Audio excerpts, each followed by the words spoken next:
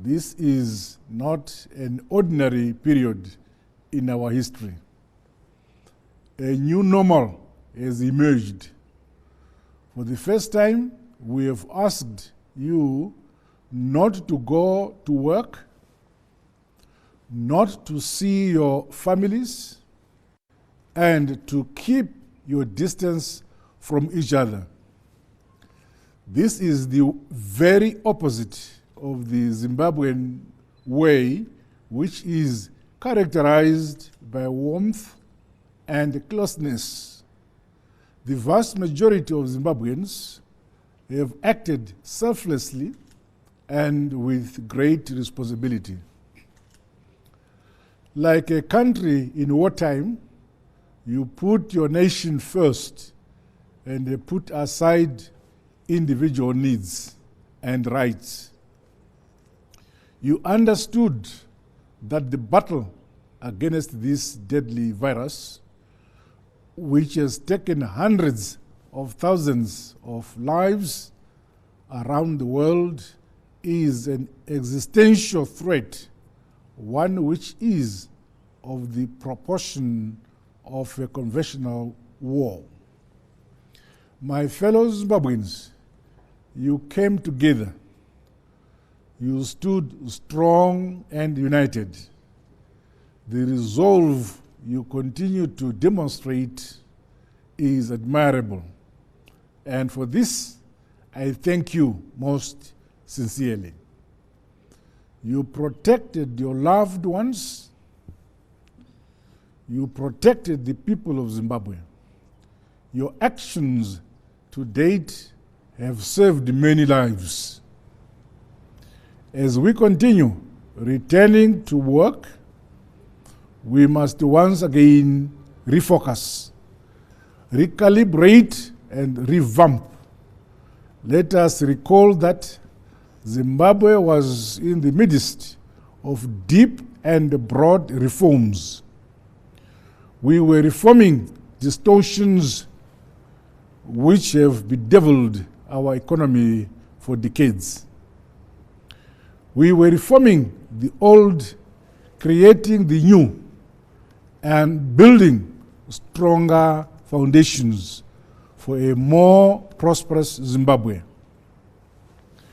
We began to reform our economic landscape as well as our political space and the media space by removing antiquated laws and opening up new channels for dialogue and debate. Unfortunately, just as Zimbabwe was opening up, both internally and externally, we were forced, like much of the world, to close our societies, to close our markets, to close our borders. Ladies and gentlemen, brothers and sisters, fellow Zimbabweans, Zimbabwe must once again be open. The freedoms we promised at the outset of the new dispensation must once again be felt across the whole of our society. Freedom of assembly, freedoms of speech and religion, freedom to vote in free and open elections, freedom to flourish. Likewise, the creation of jobs, the commitment to new opportunities for our talented youth must once again be driven to the top of our agenda. We cannot and will not allow the period of COVID-19 to appear in our history books as anything more than a mere hurdle which we jumped over along the path to prosperity.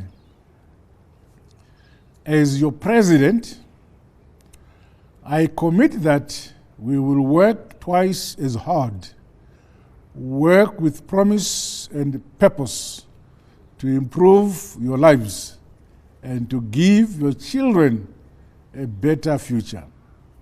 It is time to accelerate our development. From the pains of the pandemic, we must now find new impetus in rebuilding. The liberalization of our economy must continue in earnest. This includes the privatization of bloated state industries, which must now be expedited. Investment commitments must now be turned into tangible jobs.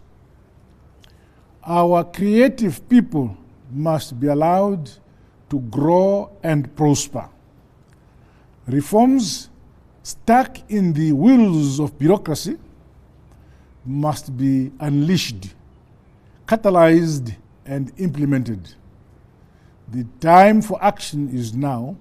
However, as the workforce is slowly released from a painful lockdown, let us remember that we are not returning to the old normal, but to a very new normal, which must cause each and every one of us to rethink our lives. How we communicate, how we do business, how we meet and greet, and how we protect the health of our neighbors, our family, and indeed ourselves. In this new normal, we must be vigilant. We must not rest. The virus is still with us. It has neither disappeared nor been destroyed. It has neither vanished nor been vanquished. It lives amongst us. So please act with caution. Wear a mask at all times when you are outside your homes. Don't cough into your hands and maintain social distance wherever possible. Do not spend time in enclosed spaces with strangers, and ensure that windows are open in workplaces.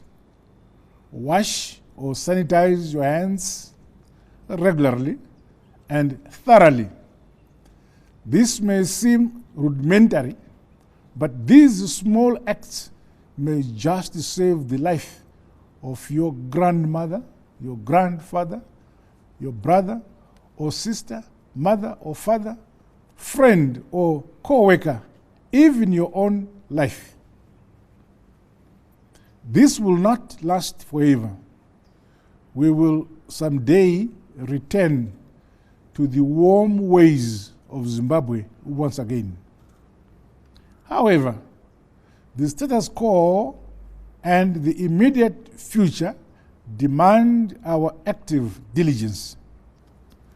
Let us influence and educate each other and our friends and family on how to minimize the risks of infection.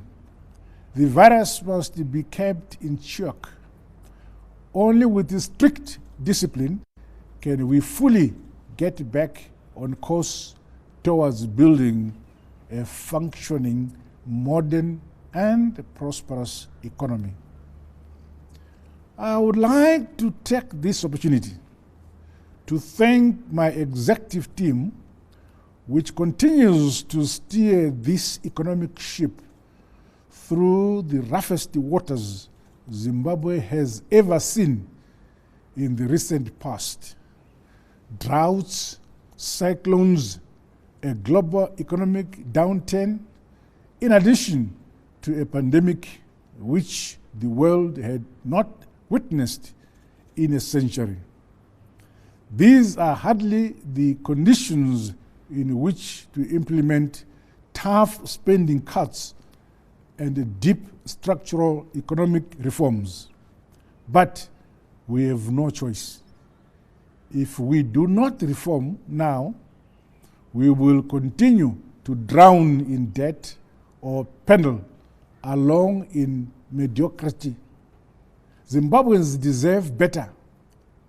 Zimbabwe deserves better.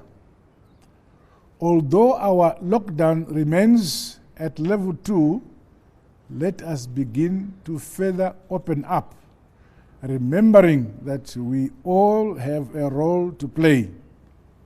Government, hand in hand with an empowered private sector, will do all in its power to open up the economy, to provide the jobs and opportunities the people of Zimbabwe so richly deserve.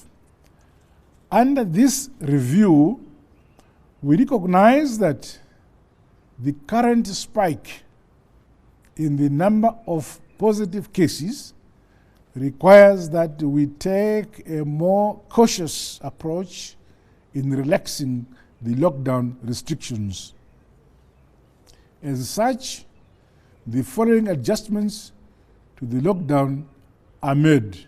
1, all our people in the informal sector who have not formally registered themselves or their enterprises are directed to do so forthwith. Once they can prove that such registration has been made, they can resume their operations.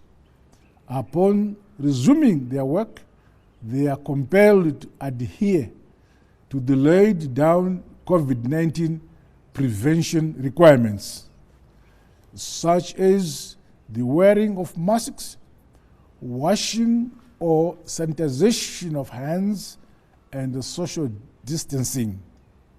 2, gathering for purposes of worship must remain at a maximum of 50 and in full compliance with all the COVID-19 prevention measures. 3, people are urged to travel when it is absolutely necessary. And 4, the moratorium on rent payment made during the early phases of the lockdown is hereby lifted.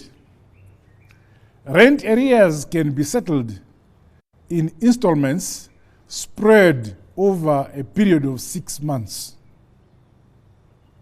Meanwhile, Zimbabwe is grateful for the support we continue to receive in our fight against the pandemic from both internal institutions and organizations, as well as from external governments, institutions and other development partners.